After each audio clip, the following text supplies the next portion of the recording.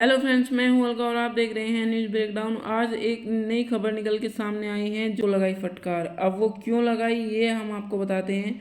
लोकतंत्र पर उन्होंने कहा, मुसलमानों के सवाल पर मोदी दुनिया की बोलती बंद करते हुए उन्होंने बताया कि व्हाइट हाउस ने गुरुवार को जैसे ही प्रधानमंत्री Narendra Modi joint press conference के लिए गए उसके बाद से ही दुनिया भर की मीडिया और पत्रकार में चर्चा का विषय बन गया, क्योंकि प्रधानमंत्री नरेंद्र मोदी ने अब तक के 9 साल के कार्यकाल में अब तक कोई भी ऐसी कॉन्फ्रेंस नहीं की थी, लेकिन जिसको लेकर उनकी आलोचना भी होने के बावजूद आज जब व्हाइट हाउस ने कहा कि पीएम मोदी और बाइडेन पत्रकारों के सवाल का जवाब देंगे, तभी यह तय हो गया था कि पीएम मोदी से मानव अधिकार को लेकर एक सवाल पूछा जाएगा।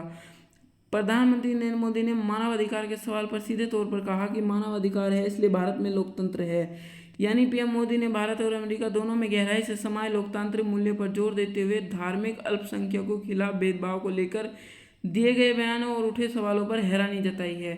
उन्होंने कहा कि इस बात का प्रकाश डाला कि लोकतंत्र उनकी राष्ट्रीय पहचान और साझा विरासत का एक अभिन्न अंग है जो उनकी रगों और आत्माओं में बहता है। मोदी ने पुष्टि की कि लोकतंत्र सिर्फ एक अवधारणा नहीं बल्कि उनके संविधानों और सरकारों में प्रकट एक जीवित वास्तविकता है।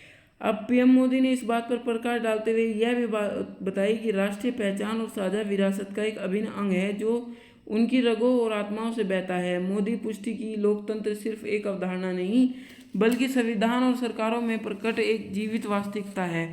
अब पीएम मोदी ने साथ ही साथ यह भी बताया कि हमारी सरकार संविधान के आधार पर चलती है जिससे सैकड़ों सालों की परंपरा के आधार पर तैयार किया गया है। भारत में किसी भी आधार पर भेदभाव नहीं किया जाता। लोकतंत्र हम जीते हैं, हमें सिद्ध किया है कि लोकतंत्र डिलीवर कर सकता है। वहीं अल्पसंख्यकों के प्रति सरकार के व्यवहार पर उठे सवालों पर बोलते हुए पीएम मोदी ने यह भी बताया, भेदभाव का कोई सवाल ही नहीं है। पीएम मोदी ने कहा कि भारत हर किसी को साथ लेकर आगे बढ़ने में विश्वास रखता है और जो कि किसी हद तक बहुत साबित भी किया गया है। सरकार द्वारा प्रदान किए गए लाभ सभी के लिए सुलभ हैं। भारत में कोई भेदभाव नहीं है। भारत को लेकर बाइडेन ने भी अपना एक प्रस्ताव कहा, या मतलब आप ये भी कह सकते हैं कि संबोधन दिया। अमेरिका राष्ट्रपति जो बाइडेन ने पीएम मोदी के साथ अपने शुरुआती बयान में प्रेस की स्वतंत्रता का उल्लेख किया और साथ ही साथ दोनों देश स्वतंत्रता को महत्व देते हैं और सार्वभौमिक मानवाधिकार को लोकतांत्रिक मूल्यों का जश्न मनाते हैं जो दुनिया भर में हमारे प्रत्येक देश में चुनौतियों का सामना करते हैं। बाइडेन ने कहा कि प्रेस की स्वतंत्रता, धार्मिक स्वतंत्रता, सहिष्णुता और विविधता और भारत जब दुनिया का सबसे अधिक आबादी वाला देश है और प्रतिभाएं और परंपराएं हमें राष्ट्र के रूप में मजबूत बनाती हैं। उन्होंने कहा जैसे जैसे हम एक साथ भविष्य में आगे बढ़ेंगे हमारे देशों के बीच दोस्ती बढ़ती ही जाएगी। अब आपको बताते हैं कि आर्थिक संबंधों में विस्तार। पीएम मोदी का दावा किया है कि भारत और अमेरिका दोनों देशों के आर्थिक संबंध तेजी से बढ़ रहे हैं। पिछले दशक में व्यापार लगभग 2 गुना होकर 191 अरब डॉलर तक पहुंच गया है और पीएम मोदी ने इस बात पर जोर देते हुए कहा कि इस विस्तार के परिणाम स्वरूप भारत और संयुक्त राज्य अमेरिका दोनों में हजारों उच्च गुणवत्ता वाली नौकरियों का विकास हुआ है। पीएम मोदी आगे कहते हैं कि इस मजबूत आर्थिक गठबंधन के परिणाम स्वरूप अमेरिका के 44 राज्यों में 10 लाख नौकरियों का समर्थन मिलेगा। पाकिस्तान को फटकार लगाते हुए व्हाइट हाउस में प्रधानमंत्री नरेंद्र मोदी ने पाकिस्तान को फटकार लगाते हुए कहा कि सीमा पर आतंकवाद को बर्दाश्त नहीं किया जाएगा। इसके साथ ही पीएम मोदी ने धार्मिक क्रूरता को लेकर भी आतंक फैलाने वालों को फटकार लगाई। वहीं प्रधानमंत्री ने आतंकवाद को लेकर चीन को खासतौर पर आईना दिखाया है। माना जा रहा है कि चीन ने इस हफ्ते पाकिस्तान आतंकवादी साजिद मीर को यूएनएससी में ग्लोबल आतंकी नामित करने से रोकने के लिए चीन को फटकार लगाई। अमेरिका के राजकीय दौर पर पहुंचे भारत के प्रधानमंत्री नरेंद्र मोदी का भव्य स्वागत के साथ साथ व्हाइट हाउस पहुंचने के बाद जो बाइडेन और प्रधानमंत्री मोदी की स्पेशल मुलाकात हुई। इस दौरान भारतीय प्रधानमंत्री के स्वागत में व्हाइट हाउस में भारतीय गाने बजाए गए। वहीं प्रधानमंत्री मोदी से मुलाकात के बाद अमेरिकी राष्ट्रपति जो बाइडेन ने कहा कि भारत और यूएसए 21वीं सदी की दिशा को आकार दे सकते हैं। अमेरिकी राष्ट्रपति जो बाइडेन ने गुरुवार को कहा कि जब प्रधानमंत्री नरेंद्र मोदी अपनी पहली राजकीय यात्रा पर व्हाइट हाउस पहुंचे तो उन्होंने बढ़ती भारत अमेरिकी रणनीति को मजबूत करने के उद्देश्य से उच्च स्तरीय वार्ता शुरू की थी जिसमें रक्षा, अंतरिक्ष, स्वच्छ ऊर्जा और एडवांस टेक्नोलॉजी पर ध्यान केंद्रित किया गया।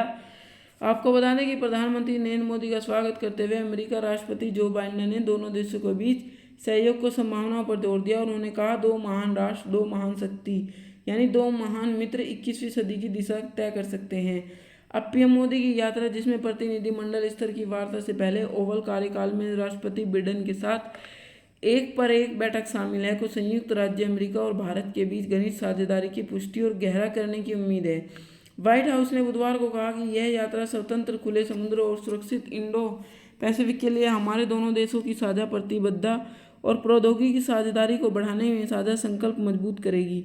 वहीं प्रधानमंत्री नरेंद्र मोदी, जो संयुक्त राज्य अमेरिका की अपनी पहली राजकीय यात्रा पर हैं, उन्होंने अमेरिकी राष्ट्रपति जो बाइडेन के साथ द्विपक्षीय वार्ता में भाग लेने के लिए व्हाइट हाउस में भव्य स्वागत में सभा को संबोधित करते हुए इस 1.4 अरब भारतीय लोगों का सम्मान बताया है।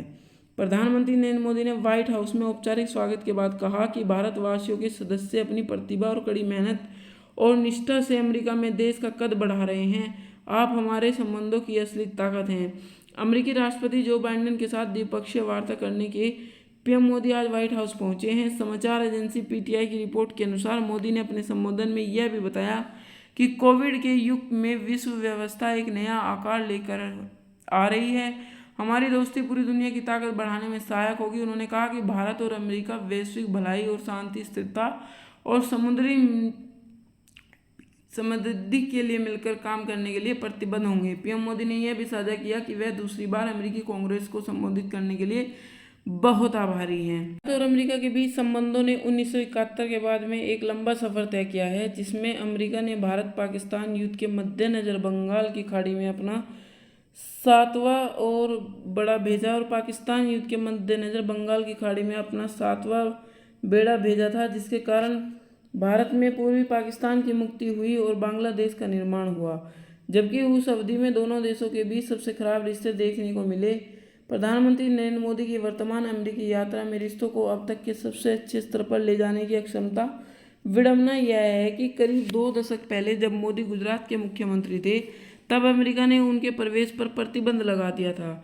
यह स्पष्ट हो जाने के बाद कि वह देश के प्रधानमंत्री के रूप में कार्यभार संभालेंगे, उन पर लगे प्रतिबंध हटा दिए गए थे। इसके बाद से मोदी कभी पीछे मुड़कर नहीं देखा और पदभार संभालने के बाद से पहले ही 8 बार अमेरिका का दौरा कर चुके थे। लेकिन उनकी नवीनतम यात्रा आधिकारिक राजकीय यात्रा है और यह सम्मान अमेरिका द्वारा शायद ही कभी किसी विदेशी गणमान्य व्यक्तियों को दिया जाता है। जिसके अलावा प्रधानमंत्री को अपनी संसद के संयुक्त सत्र संबोधित करने के लिए निमंत्रण दिया जाता है, जो उन्हें ऐसा करने वाले केवल 4 विश्व नेताओं में से एक बनाता है। दोनों देशों के बीच संबोधन में निश्चित रूप से कई उतार चढ़ाव देखने को आएंगे, जिसमें 1998 के परमाणु प्रशिक्षण में पूर्व प्रधानमंत्री मनमोहन सिंह की यात्रा के दौरान देखे गए थे।